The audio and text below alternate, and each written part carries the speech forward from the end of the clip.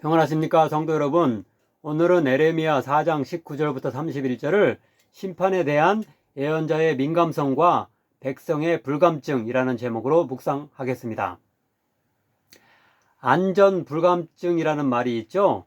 건물을 지을 때 제대로 된 재료를 사용하지 않아 나중에 갑자기 무너지기도 하고, 작업장에서 위험을 무릅쓰며 일을 진행하게 하여 사고가 나고, 또 얼마 전 이태원에서처럼 수많은 인파가 몰려드는데도 대책을 수립하지 않아 끔찍한 재난이 발생합니다. 이럴 때 이게 안전불감증이라는 말을 이렇게 쓰게 되죠.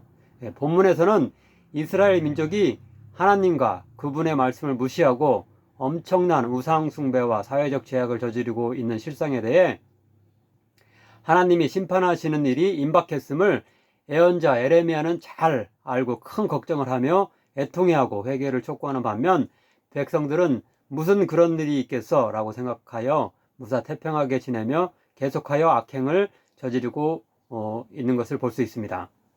백성들의 그런 둔감함에 대해서 22절은 이렇게 지적합니다. 내 백성은 나를 알지 못하는 어리석은 자요, 지각이 없는 미련한 자식이라. 악을 행하기에는 지각이 있으나 선을 행하기에는 무지하도다. 대조적으로 예언자 에레미야는 본문 전체에 걸쳐 금방이라도 닥칠 하나님의 무서운 심판에 대해 크게 염려하고 상심하며 그 심판을 마치 하늘과 땅이 전부 무너지는 일, 그리고 나중에 심판을 모면하기 위해 최후의 발악을 한다 해도 아무런 소용이 없는 일로 묘사하며 매우 민감하게 반응하고 있습니다. 이제 이런 백성의 하나님의 심판에 대한 불감증과 대조되는 예언자 에레미야의 민감한 태도에 대해 본문을 차례로 따라가며 살펴보도록 하겠습니다. 첫째로 19절부터 22절까지입니다. 여기서는 앞에서 언급한 22절의 백성의 둔감함과 반대로 에레미야는 바벨론의 침공을 알리는 나팔 소리가 곧 들리고 곧 유다 온 땅이 멸망하며 에레미야 자신의 집도 무너질 것에 대해 하나님께 미리 전해 듣고 애타는 심정으로 알리고 있습니다. 슬프고 아프다, 내 마음속이 아프고 내 마음이 답답하여 잠잠할 수 없으니 이는 나의 심령이 나팔소리와 전쟁의 경보를 들음이로다.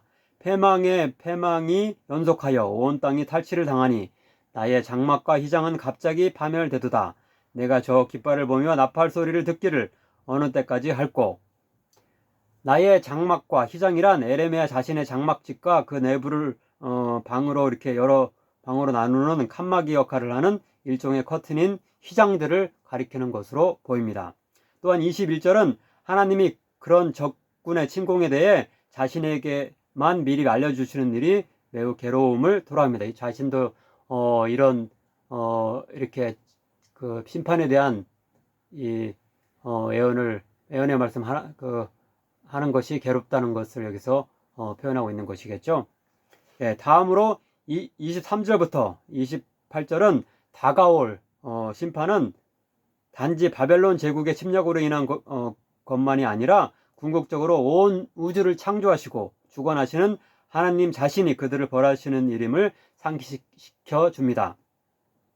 즉, 이 구절은 창세기 1장과 2장에서 하나님이 인간을 사랑하사 무질서하고 아무것도 없으며 빛도 없는 상태의 본래의 우주 상태에 질서를 주시고 태양과 달과 별들을 지으시며 하늘과 땅과 바다를 여러 동식물들로 채우신 뒤에 인간을 창조하신 일과 정반대되는 일을 행하시는 분으로 묘사합니다.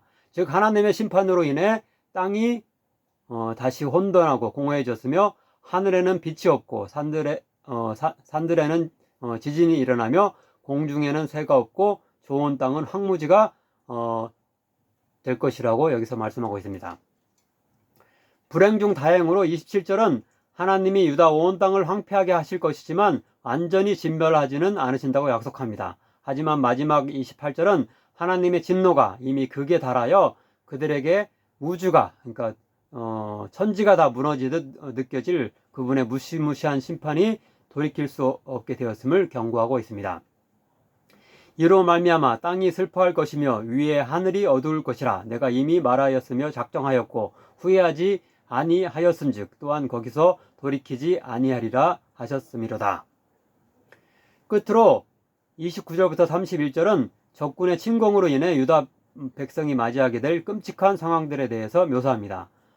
먼저 바벨론 군대의 막강한 기병과 활 쏘는 궁병으로 인해 유다 모든 성이 함락되고 그 백성들은 부랴부랴 숲과 바위 등으로 도망치려고 애쓸 것이라고 말씀합니다. 또한 그들이 아마도 여기서 연인들이라고 비유되는 주변의 다른 강대국들의 애걸복걸하여 도움을 요청할 것이지만 그들 역시 도와주는 것이 아니라 완전히 유다를 얕잡아보고 바벨론과 함께 유다를 죽이려, 유다 백성들을 죽이려 들 것이라고 냉혹한 현실을 여기서 말해줍니다. 마지막으로 유다 왕국은 여인이 처음으로 아이를 낳을 때 엄청난 고통 가운데 간신히 그 아이를 낳았지만 적군에 의해서 그 아이가 살해되고 마는 더 큰 고통을 겪을 것임을 경고합니다. 예, 이렇게 전쟁 중에 아이를 낳았는데 그 아이가 이렇게 적의 군사에 의해서 살해되는 끔찍한, 이렇게 이런 몸서리, 생각만 해도 몸서리 쳐지는 이런 비참한 상황을 여기서 마지막으로 이야기하고 있습니다. 아무쪼록 하나님에 대한 불순종의 극악한 죄를 범하면서도 하나님이 결국 심판할 것이라는 점에 대해서는 아무런 걱정과 분별력도 없는 어리석은 당시 유다 백성과 같이 되지 않는 우리들 되길 바랍니다.